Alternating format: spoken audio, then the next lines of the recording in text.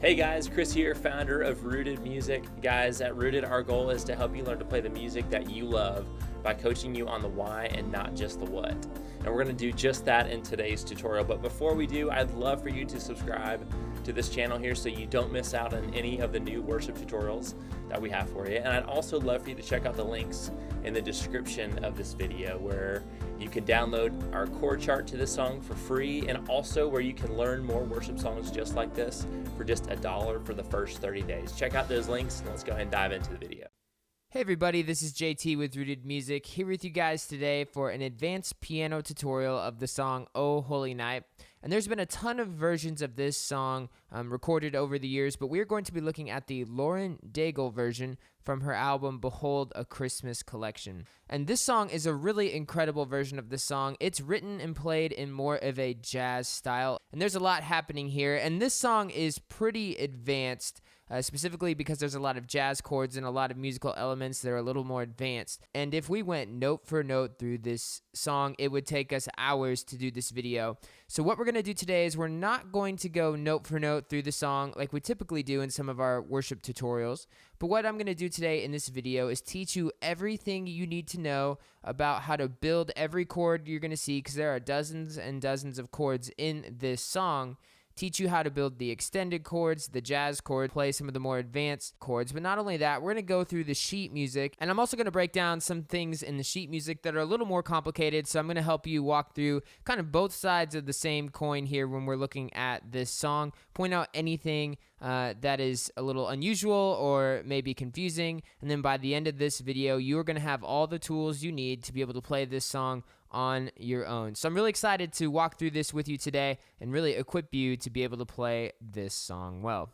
And before we really start diving into the music, there's a lot that we're going to talk about on the front end that's really going to help us understand how this song fits together. And so the first thing I want us to look at here is the keys. So as you can see here, we have two keys in the song. So this song has a key change towards the end, and we'll talk about that. But the majority of this song is in the key of E major, and E major has 4 sharps, and we have the scale for E major right here. So let's go ahead and play that scale. So we start with E, then we go to F sharp, then G sharp, then A, B, C sharp, D sharp, and then finish with E. So here's that scale one more time.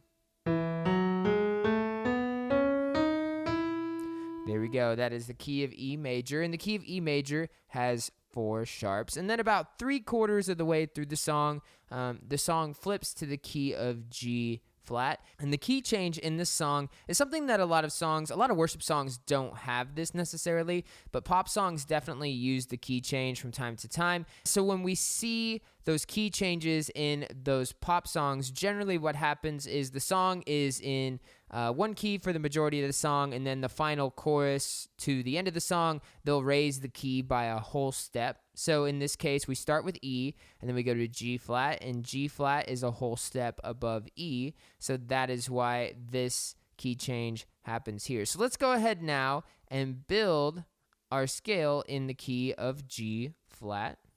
And here in G flat, we have G flat, A flat, B flat, C flat, D flat, E flat, F, G flat. Yes, we have a C flat here. So remember, a flat just simply means we're lowering the natural note by 1/2 step. Even though a lot of us assume that the flats and sharps only apply to the black keys, in fact, our C flat note is really the same note as B natural. It's just a different name for the same note. So yes, we can have flats on the white key. So we're going to have every note in this scale with a flat except F. F is our lone natural note in this key. We have 6 flats in the key of G flat. So that is a lot of flats, and that is something that makes this song a little bit more challenging, is to flip from a key with 4 sharps to 6 flats. But just one word of wisdom here is that in both of these keys, we're going to have a lot of black notes on the piano. So be prepared for that. Awesome. So now let's go ahead and build our scale in Nashville numbers. And one thing that's cool about Nashville numbers, and if you know Nashville numbers, it's a great system to use to transpose between keys really quickly. So we're going to build our scale in Nashville numbers here for E. So with natural numbers, we just replace the individual letter names with numbers. So E is 1, F sharp is 2, G sharp is 3, A is 4, B is 5, C sharp is 6, D sharp is 7, and then E is back to 1.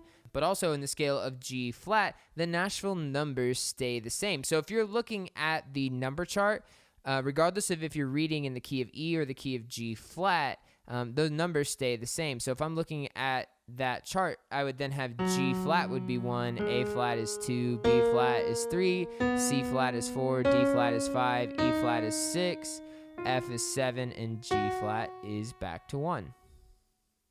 So here, we've pulled up the number chart here, and so when we're playing this in E, we have these numbers just like this, and then when we scroll down to the spot where we change to G flat, the numbers stay the same. So if you're reading the number chart, please, please, please, when you get to this last chorus here where it says key change to G flat, remember that the numbers stay the same as they do before, because natural numbers is a really kind of a great way to transpose between keys. For example, the 6th chord in the key of E is going to be C sharp minor, but the 6th chord in G flat is going to be E flat minor. So they're very different chords. So be aware of that. Remember, we have this key change here. And I actually think reading the letter chart may be a little more effective, so we don't accidentally have that happen. Where again, when we come down here, we have all of our sharps in the key of E, and then when we change to G flat, this is available to you with all the flats there. So I would maybe recommend you look at the chord chart here for this song, but if you want to read the number chart, that is totally fine. Just remember that you do have a key change there, and the numbers don't change because the numbers focus on which individual note of the scale it is versus the actual letter name. So just be aware of that. Cool, so we've built our scales in E and in G flat. So we've talked about that. We've talked about the key signature change later on in the song. Let's talk about our time signature now. Generally, we talk about the chords after we talk about the keys, but because we're not building all these individual chords in this video, we're going to talk about the chords in a little more detail later on. So we're going to go to our time signature now. And the time signature for O Holy Night is 6/8. And so the time signature has 2 numbers, and each one of these numbers tells us something different about the way we count through the song. So in 6/8, the first number, 6, tells us how many beats in a measure. So we have 6 beats per measure, and the 8 tells us that an 8th note is considered 1 beat. So in 6/8 time, we have 6 eighth notes per measure. And so the way we count our 6/8 notes is a little bit different, because 6/8 is what we call a compound meter, meaning instead of the beats being broken down into groups of 2, they're broken down into groups of 3. So we have 2 groups of 3 as we count. So we go 1, 2, 3, 4, 5, 6. 1, 2, 3, 4, 5, 6. And so if you just remember, when you're counting through this, if you're counting to 6, remember you're going to break it into 2 groups of 3, not into groups of 2 like we typically see with 4/4 or 3/4 time. Awesome. And then the tempo here for O Holy Night is 93 beats per minute. And this is a deceptively fast song. It doesn't sound very fast when you're listening to it. It sounds more like a laid back kind of a jazz version of this song. But this song, when you're playing it on the piano, does go pretty quickly. So be prepared for that. That's why I said it's a little bit of a deceptive 93. It doesn't seem that fast when you're listening to it, but it's a different story when you're playing it. Awesome. So we've gone through both of the keys that we see in the song. We've talked about our time signature. We've talked about our tempo here. And so now what we're going to do is we're going to focus on chords. So what we're going to do is we're going to build not every single chord, but we're going to go through all the different types of chords that we're going to find in this song and build one of those to show you how you can build those chords. And then really the only thing that changes after that is which specific notes you are playing on the piano. But once you know how to build a dominant 7 chord or know how to build an A over E chord, then you can figure out the rest of them from there. Awesome. So one thing before we really dive into these chords is I really want to stress this. If you have not watched the informational video on the key of E major and the key of G flat major that is in our piano tutorial library. I highly encourage you pause this video and go look up those videos and at least watch one of them. And the reason why is that those videos are going to go into much greater detail of how we build our basic chords than what we can cover today in this video. So I'm going to go through the bare minimum on building triads, but if you want more information on why the notes of the scale are the way that they are for the key of E and G flat, how to build major chords and minor chords, how do we know the natural number system, all of that stuff in much greater detail, I highly encourage you watch those videos, because what I'm really going to be teaching about in this video is really an extension and kind of a part 2 to that. So if you don't have that part 1 from the informational videos on the key of E or G flat, you're going to have kind of an incomplete knowledge of what we're trying to do, and it's going to make learning the song a lot harder. So definitely go check out one of those videos. And the reason I only say one of those videos is because those videos have a lot of principles that transcend all the keys. They apply to every key. So all of the general rules on how to build major chords and minor chords applies to the key of E. It applies to the key of G flat. A lot of those harmonic principles apply to every key. The only thing that changes is which notes you're starting on, but the rules still apply. So definitely go watch that. Pause this video. Those videos are about 20 to 25 minutes, and you will be a much better musician for watching those. So I highly recommend you start there before we continue on building these advanced chords. Now, before we just start diving into all of these chords, let's go ahead and focus on just a quick summary in 30 seconds to a minute on how we build triads. So if you've watched those informational videos, you know that a triad is a chord consisting of 3 notes. All right, so I'm going to start on E here, and you know that a triad is a chord with 3 notes. So I'm going to start here. And so for an E major chord, we have a root, a third, and the fifth. And those are the 3 notes of every triad. We call the namesake of the chord the root. So in an E chord, E is the root, G sharp is the third because it's 3 letters away, E, F sharp, G, 3 letters between E and G. We include the letters when we're counting our interval distance. So 1, 2, 3, that's why we get a third. And then B is the fifth because it's 5 letters, 1, 2, 3, 4, 5, away from E. So there we go. So we have a root, a third, and a fifth. We also know that our major chords are built with a major third between root and third and a minor third between third and fifth.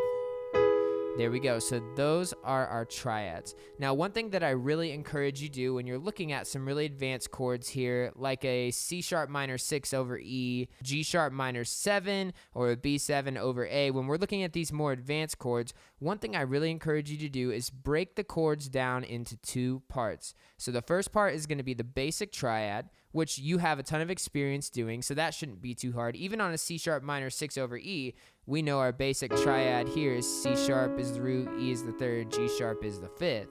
So we find the triad, and then we're going to add the extensions, the slash chords, the suspensions, the sharps and flats, everything else that we need to add, we will add that later on. So we start with the triad, and then we add the other details of the chord. All right, so now that we know how to build those triads, we understand that the triad is kind of the foundation of the chord. Let's go ahead and start looking at what we call the extensions, or kind of these extra details of these chords, and how we can read and analyze and make sure we're playing the right notes. So we're going to start with one specific type of extended chord, which are 7th chords. There's 3 types of 7th chords that we have in this song, and I want to address all 3 types because, while yes, they all have 7ths in them, they're very different, and I want to make sure we understand the difference between all 3. So here we are in chorus 1, and let's talk about a G sharp minor 7. So the way we look here, we have a minor, so this is what we call a minor 7th chord. There's 3 types of 7 chords. We have a minor 7th chord, a dominant 7th chord, and a major 7th chord. So we're going to look at our minor 7 here first. So here we have our G sharp minor 7. So we start with our triad, which is G sharp minor. Then what we do is we add another minor third on top between 5th and 7th. So we start here and count 3 half steps. 1, 2, 3. So we're going to have G sharp is the root, B is the third, D sharp is the 5th, and then F sharp is the 7th. And there we go. That is a minor 7th chord right there. So just remember, you have a minor 3rd between root and 3rd, a major 3rd between 3rd and 5th, and a minor 3rd between 5th and 7th. Cool. Minor 7th chord. And you're going to know that the chord is asking for a minor 7th chord because you're going to see the lowercase m here. So G sharp minor 7 indicates you're building a minor chord with a minor 7th on top. So there we go, G sharp minor 7. Awesome. So now let's come down to our dominant 7, and we're just going to look at this part right here, just B7. So dominant 7s, we know they're dominant 7s because they don't have a lowercase m for minor, and they don't have, typically a major 7 will say MAJ7 for major 7. So we know this is a dominant 7. And the way that we build a dominant 7, we start with a major triad. So we have B major.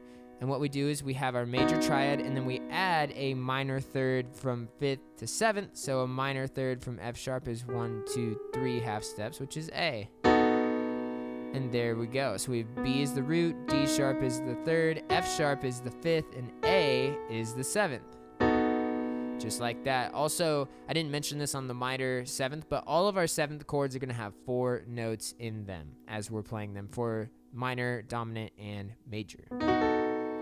And one thing that kind of gives away what a dominant 7 is as you're playing it, it sounds like it needs to resolve. So if I played this chord and walked away from the song, it would feel really incomplete, right? It sounds like I would need to resolve this chord to our 1 chord. So typically you'll see a lot of 5-7 chords or 5 dominant 7 chords in hymns and older songs because it was a staple of the music in those time periods, decades and centuries ago. We don't use dominant 7s as much today in modern worship or pop music, but that's one telltale sign that you're playing a dominant 7 is if it sounds like it needs to resolve, or if it would just sound uncomfortable to finish the song on that chord, then it's probably going to be a dominant 7 there. So again, just a reminder as we're building our dominant 7, major 3rd between root and 3rd, minor 3rd between 3rd and 5th, and a minor 3rd between 5th and 7th.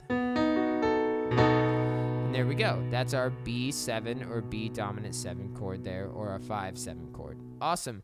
Now let's talk about major 7 chords here really quick. So here in verse 2, we have an E major 7 chord, and the major 7 is only 1 half step different than the dominant 7. So let's start on E. We have our E triad.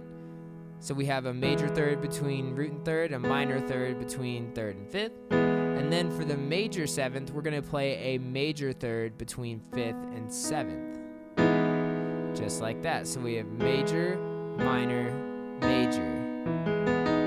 So in an E major 7 chord, E is the root, G sharp is the 3rd, B is the 5th, and D sharp is our 7th. And there we go. So that's how we build a major 7, and generally you're going to see MAJ next to, for sure in our video and our charts, you're going to see MAJ next to that 7 anytime it's asking for a major 7. So remember, the only difference between major and a dominant 7 is the 7th being raised or lower 1 half step. So major, dominant, and then the difference between dominant and minor 7th is we change our 3rd 1 half step lower. And there we go. So those are the 3 types of 7th chords, and I know that can be a little bit confusing, and that's why I wanted to address those individually, then have you look through this and say, wait, I've got a 7 here, this one says major 7, this one has a minor 7, this one up here just says a regular 7 with no M. What do those mean? And so that's why we broke down those 3 types of 7 chords. Awesome. So what do we do when we have other numbers in our chords, like this C sharp minor 6 here over E, that aren't 7s? And so the way that we figure these chords out is actually pretty simple. It's not as hard as you would think. So what we're going to do is we're going to build our triad. So let's play this C sharp minor 6 here. And what we're going to do is we're going to build our triad. So we have our C sharp minor, C sharp is the root, E is the 3rd, G sharp is the 5th. And now it's asking for the 6th, and so we have to play another note and figure out what note is a sixth away from C sharp. So we count our letters. We go C sharp, D sharp, E, F sharp, G sharp, and then we have in the key of E, we have an A. And so that's how we know that our sixth is an A. How do we know if it's A flat, A sharp? We look to our key signature, and we have, so the sixth is A something. We know it's going to be A natural because that's what our scale tells us. And so this is the chord right there. C sharp, E, G sharp, and then A. Just like that. There we go. Cool. Let's find another one in here where we have another number, and we'll see if we can figure that out. So here we have an E2 over G sharp. So let's just work on building the E2 part here. So I'm going to take my regular E triad. Now it's asking for a note that's a second away from E. So what is a second away from E? It's going to be F. But remember, in our key signature, we have F sharp, so we're going to play an F sharp there. And that's our E2. And then if we were playing the full chord, we'd put it over a G sharp. Just like that. There we go. So that's how we build those numbers like that. So anytime you see the number, just ask yourself how many letters away from the root note is this number, and then if you're not sure whether to play a flat, a natural, or a sharp, go back to your scale, go back to the key signature, and that'll tell you which note to play. So what do we do now when we have a situation where we have a sharp or a flat in front of the number like this? Well, we treat it just like a sharp or a flat we would find in the sheet music. So let's go ahead and build this G sharp dominant 7 sharp 9 chord. Now, one thing here I want to point out as well is that generally in the key of E, we have G sharp minors, but because there's no M here, this is a G sharp major triad. So we're going to play G sharp, then B sharp. It says C natural here, but we're going to actually call this B sharp, and then D sharp. So here is our triad, and then we're going to add our dominant 7th to the top, which is going to be F sharp. So here's our G sharp dominant 7 chord, and then we're going to add the 9th to that as well. And so a 9th away from G sharp is going to be A something, but it's asking for a sharp, and because in the key of E, A would be the note, we're going to raise this to A sharp instead. Just like that. So that is our G sharp 7 sharp 9. Now, there's a lot going on here, and you can see I'm playing 5 notes right now, and that's a lot to play, plus my hands are reaching over an octave, so that's pretty much impossible to play all that in one hand. So I want to take just a second here and show you 3 helpful ways that we can condense these chords and make it a little easier to play without making that huge reach. So the first technique that we can do is spread those notes across multiple hands. So what I could do is play the G sharp and B sharp here in my left hand, and then follow up with the D sharp, F sharp, A sharp in my right hand. Simple enough. I can just move some of the notes to left hand, some of the notes to the right hand, call it good. Another thing that we can do is we can actually eliminate one of the notes. So we have to have G sharp because that's the namesake of the chord. We have to have this one here. We have to have the third of the chord because the third tells us if it's a major triad or a minor triad. So the third is the most important note in this entire thing. Then we have the fifth, and the fifth is going to be the note that we can actually get rid of because the fifth doesn't really tell us anything about this. We have to have the 7th here because it's asking for the 7th. And we have to have the sharp 9 because it's also asking for the sharp 9. So we can get rid of the 5th and play it just like that. So that's with the 5th. That's without the 5th. It does lose a little bit of its character, but this chord still retains all of the important notes that help us know we're playing a G sharp 7 sharp 9 chord here. So we can remove the 5th unless we have a chord that tells us to play a sharp 5th or a flat 5th. The 5th is always the most expendable note. So if we ever have too many notes for fingers in a spot in the song, no, you can always eliminate the 5th.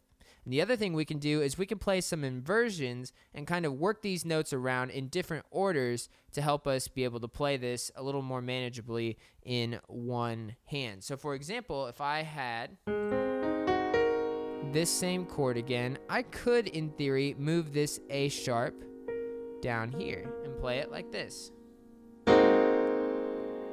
Now, one thing I do want to point out is generally when we move notes from larger spans to shorter spans, they're going to sound a little more harsh. So for example, if I just had G sharp and the 9th A sharp, like they don't sound great necessarily even here, and jazz chords generally thrive on a little bit of tension in the notes, and that's fine, and it sounds great when we're playing it in the context of the song. But here, if I was just playing these two notes on the piano, it'd sound a little funny. But if I move this down here, it also could even sound a little bit more harsh. So generally, sometimes spacing notes out a little farther away helps them sound not quite as harsh. But again, you can rework the order. We call that inversions, where you're playing the same notes, but just in a different order, and figure out a way to play it that's a little more efficient for your hands. So again, those 3 rules of making these chords a little easier to play are: we can separate the notes between hands. So for example, here, I'm playing these 2 notes in my left and these 3 in my right. I can take out the 5th, which is going to help me be able to, I'm still technically playing with left and right here, but I could take out the 5th, and I can also work some inversions and move some notes around, so I could play it like this. So believe it or not, this is the exact same chord that we're just playing. I moved my F sharp down as well as my A sharp. And there we go. And I'm playing this with one hand now. I've removed my 5th, and I'm playing some inversions. So we can do a lot to make these chords a lot more playable. We don't have to play them always in root position. And so that should be an easier way to simplify these, especially on chords where we have 5 notes and stretches that are bigger than an octave, which may be bigger than your hand. Awesome. So now let's talk about our slash chords here really quick. You've seen a lot of these in worship tutorial videos, so we don't have to explain these too much. Remember, whatever comes before the slash is what we play with the right hand, and whatever comes after the slash is what we play in the left hand. So if I have an E over B chord here, I'm going to play an E triad in the right hand with B in the left hand, just like that. E over B. And the last thing I want to talk about is here we're going to go back to verse 1 and talk about a suspended chord. So we have an E suspended chord in verse 1, and an E suspended chord is generally always going to be a major chord. We don't really see minor suspended chords. So we have our major triad, which is E, and for the suspension, what we're going to do is we're going to raise the 3rd 1/2 step. So instead of G sharp, we're going to play A. And again, the whole point of a suspension is that it creates a little bit of tension. Again, if I played this and walked away from the song, it would feel incomplete. The point of a suspension is to resolve this tension back to the regular chord. So here on Savior's Birth, we go Savior's Birth. And so again, you hear that tension and then it resolves. And so that is what a suspension is. It's just by changing the 3rd and raising the 3rd 1/2 step here. That's what we're doing. And most often than not, almost always, those suspension notes will immediately resolve by lowering the 3rd back to its regular spot. And there we go. We've talked about every detail in these chords that you need to know. So let's look here again. Sometimes we're going to combine some of these details. We might have a C sharp minor 6 over E. So just like I mentioned earlier, we're going to build that C sharp minor 6, which are these notes, C sharp, E, G, with the 6th on top, and then we'd play E in our left hand. Just like that. So again, we may see numbers, we may see slashes, we may see suspensions. Later on, here we have a B suspended over F sharp, which sounds like this. We have B as the root. E is going to be our 3rd because we've raised it a 1/2 step. F sharp over F sharp.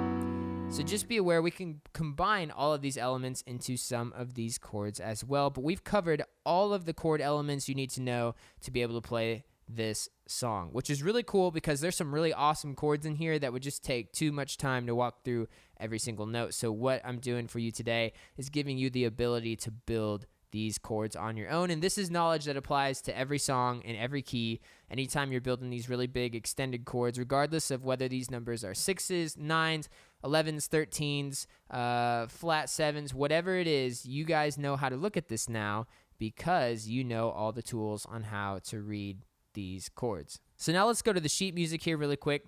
If you're going to read through the sheet music of this song, we are providing it for you. Again, if you look in the lower right-hand corner, of like in all of our other videos, we have the chord chart, the number chart, and the sheet music available for you. And so there's a few elements here in the sheet music I want to point out just to make sure that you're on the same page, that there's some symbols and some markings in here that may be a little new or things we don't see a lot that I just want to point out here. And so let's go ahead and start.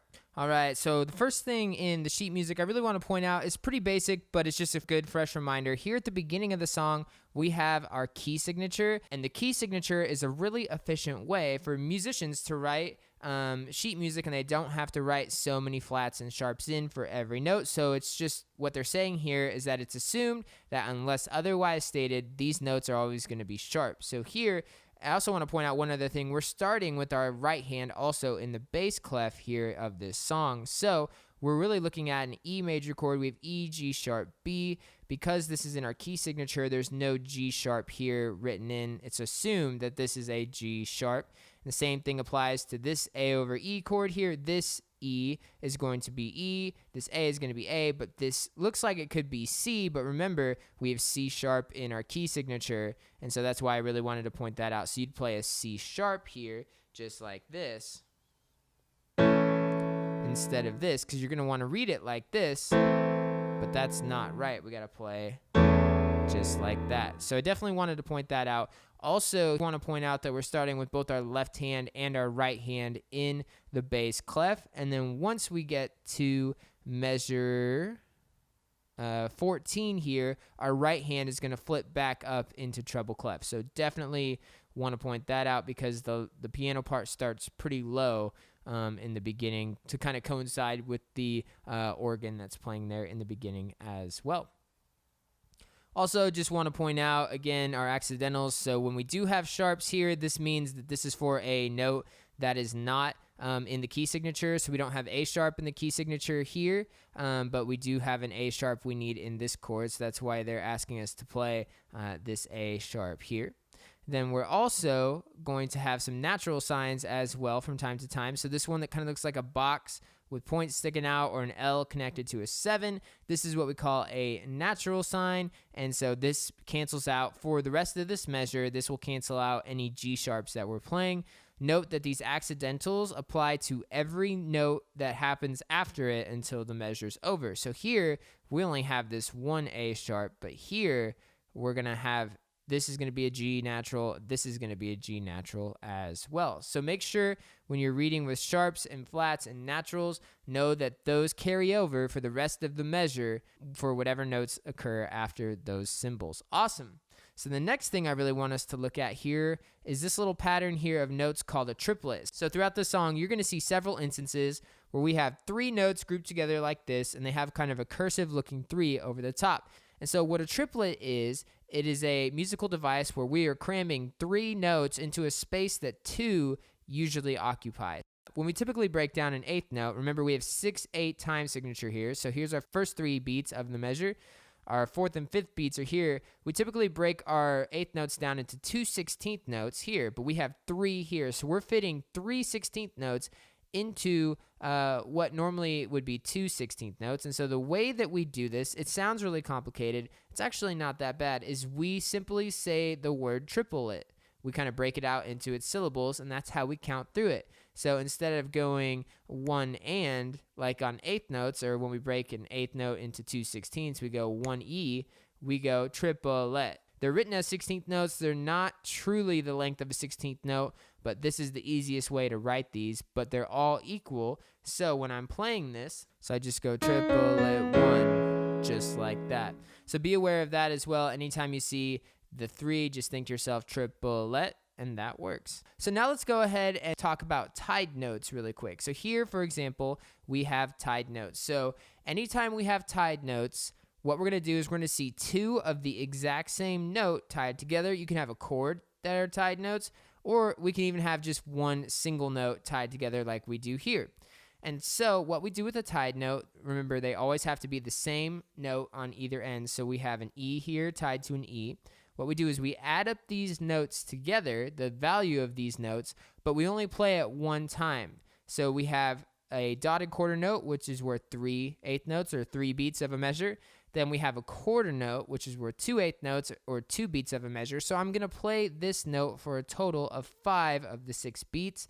And the reason why tied notes are really effective is, number one, is because we generally don't have cymbals that tell us to play a song for 5/8 notes. We can just simply add 3/8 notes plus 2/8 notes. So when I'm playing this note, I go 1, 2, 3, 4, 5, and then I'd play beat 6 in that measure, just like that. Another reason why we use tied notes is that if we want notes to connect, but they cross over measure lines as well. So here we have a dotted half note with a dotted half note. So we're going to hold this whole chord for 12 total beats. So I would go 1, 2, 3, 4, 5, 6. 1, 2, 3, 4, 5, 6. As my right hand is playing 1, 2, 3, 4, 5, 6. 1, 2, 3, 4, 5, 6.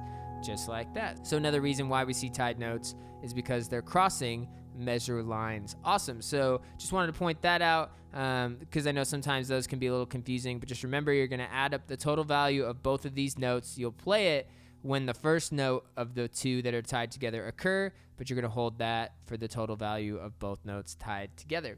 Awesome. Now let's scroll down a little bit in the song, and I want to talk about one rhythmic element here that's a little more challenging to play, and it occurs a couple times in this song. So we're going to look here in measure 96, which is right here, and we have some dotted eighth notes. And so earlier we talked about how we've crammed 3 notes into a space where 2 notes usually exist with our triplet. Well, in 6/8 time, when we have these dotted eighth notes, there's another spot in the song where we have this. These are going to play where we're putting 2 notes in a space where 3 usually go. So here in this measure, when we see these dotted eighth notes grouped together, just count to yourself 1 and 2 and, like straight eighth notes, not the 1, 2, 3, 4, 5, 6, and you'll get these to line up. They're meant to kind of be different rhythmically, and it's going to stand out and it's going to sound really different than the rest of the song. And you'll probably catch this in the playthrough and hear, whoa, these do sound really different, and that's the point there. So when I'm playing these dotted eighth notes here that are meant to be 2 notes in a space for 3, we play it like this. That's how you're going to play it. It's going to sound really weird, especially if you're playing with a click track or trying to count through this. Just literally tell yourself 1 and 2 and that will work as you're playing that. If you just count it that way, it will work. All right, and then let's come down here a little bit further. Just want to point out we have 16th notes here. A 16th note simply is one subdivision smaller than an eighth note, so 2 16th notes make up an eighth note. The 16th notes have 2 bars across the bottom, where eighth notes only have 1 bar. So just be aware of that. So these are going to be played twice as fast as eighth notes. Then the other thing I really want to point out, which I talked about already in the beginning of this video, is the key change here. So when we get to measure 117 in this song, this is where we flip to the key of G flat. We were in E originally, and so when we see a new key signature pop in here, this means from this point forward, this is going to be our key signature. So now these notes that we were playing as E, G sharp, B in the past are now going to flip to E flat, G flat, B flat, just like that. So be aware of that. From this point forward, we are now moving to G flat major. And there's 2 more things we're going to talk about here in this song. And here again, I'll just point this out, is another one of those sections where we have 2 notes in a space for 3, like we mentioned earlier. So you go 1 and 2, and if you count it just like straight eighth notes, that's how that works in these 2 measures right here. I want to talk about these little symbols here. This is called the fermata. Some people say it kind of looks like a bird's eye or kind of an eye with an eyebrow over the top. And so what we do on fermatas is this just gives us the license to hold these notes longer than what is written here. So we have written as dotted quarter notes, but when we're playing it, we would hold it just like that. We would play it, and then we would just hold it as long as we wanted to. Obviously, we're not going to hold it for 2 minutes, but we could hold it, and then we would switch to the other one and do the exact same thing. Hold it, and then we would continue to keep going. So this symbol simply means here you can hold it as long as you want to, but stylistically, you're not going to want to hold it forever. So good. And you'll hear that in the music. These chords get held out longer than their written note value there. And we have another one of these here at the end of the song as well. And so here at the end, here's one other point that I want to make is that generally this song slows down at the end as well. So just be aware of that tempo change when you're playing these final chords. And then we have that other fermata here at the end of the song. And we'd play this chord and we can hold it as long as we want there at the end. Awesome. So those are the main things in the sheet music that may be a little confusing, that may catch you off guard, that you may miss. And so I wanted to walk through those with you today. But awesome. So we've gone through the chord charts. We've gone through the sheet music. I think you guys are ready to play this song. One thing I will say about this song is that it is much more complicated than most of the worship songs we have in our piano tutorial library. So really looking at the sheet music to kind of help you figure out some of the specifics is definitely helpful. We encourage you to approach this from the chord chart and the sheet music to kind of present two sides of the same coin. You can use these in tandem to play this song. There's a lot of beautiful little melody, little lines in the right hand in this song as well that are covered in the sheet music. And one other thing I really wanted to mention really quick is that all of these chord changes you see here are the exact chord changes from the sheet music. So if I pulled up our chord chart here and scrolled to the bottom, you're going to see these exact chord changes in the sheet music as well. So they line up the exact same way. So you can follow through there. One other thing I guess I forgot to mention, we have an NC here. What this means is that there's no chords because she's singing these last lines here and there's no chords to be played because she's just singing by herself with no instruments behind her. So anytime you see an NC, that means no chord. Awesome. So there we go. We've gone through the chord chart. We've gone through the sheet music. We've done everything and you guys are ready to play this song. And so I know this video was a little bit of a different format than most of our tutorial videos because we didn't really go over the specific notes and the specific note for note through the sheet music like we have in some of our videos. But if you have questions about this video or how to play the song, we have a comment box down below. And we'd love to hear those questions. We want to help you as best as we can. So please leave a question if there's something that didn't make sense. Also, leave a comment letting us know how well you're playing this song. If things are making sense and you're able to play it, we would love to hear that positive feedback as well. We're super excited you guys are taking the time to learn this song. This is a really fun song to play. It's a really fun, jazzy version of a really classic, all-time great Christmas song. Oh Holy Night is my all-time favorite Christmas song, and we're really excited you're taking the time to learn this. We hope that this video has been a blessing to you and that with some practice, you guys will be able to play this version of this song with friends and family around this holiday season. Awesome. So I'm about to play through this song with the recording so you can see how it all lines up. Thanks for watching so much, guys. We hope you have a great day. Oh, holy night, the stars are brightly shining. It is the night of our dear Savior's birth. Long lay the world in sin and error pining, till he appeared and the soul felt its worth. A thrill of hope, the weary world rejoices, for yonder breaks a new and glorious morn.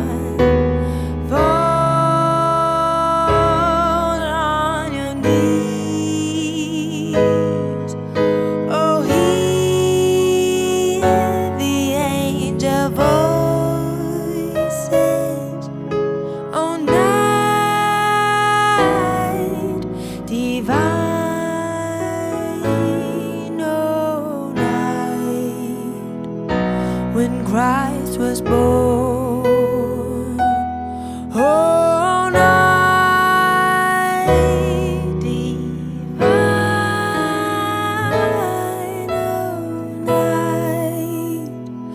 oh night divine.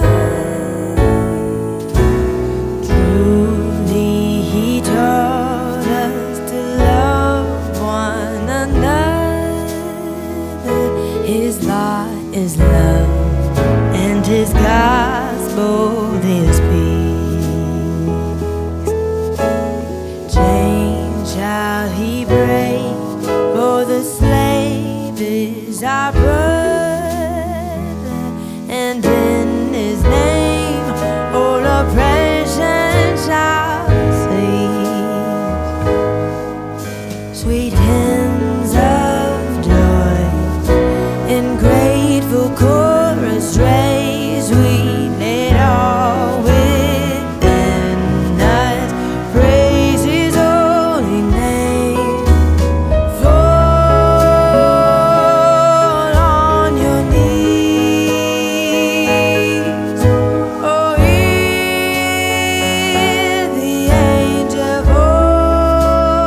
voices on night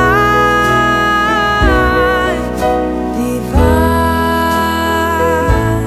all night when Christ was born,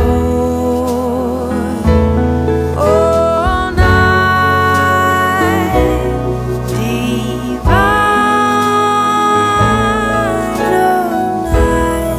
divine, all night divine.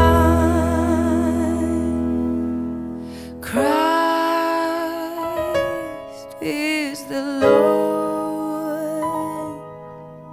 Oh, praise his name forever. His power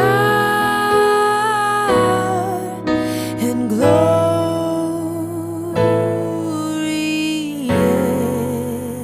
evermore proclaim. Fall on your knees,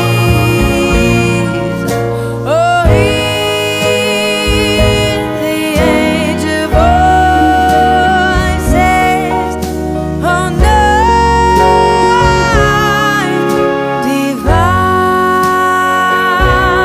all night when Christ was born, all night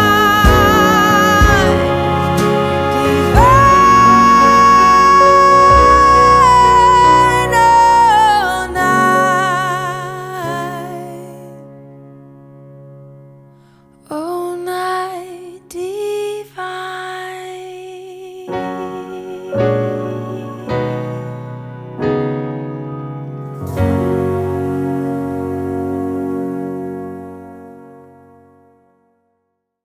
Guys, thanks so much for joining us today in this tutorial. I hope you really enjoyed it and learned a lot through it. Make sure to subscribe to our channel here so you don't miss any of the new tutorials we have coming up.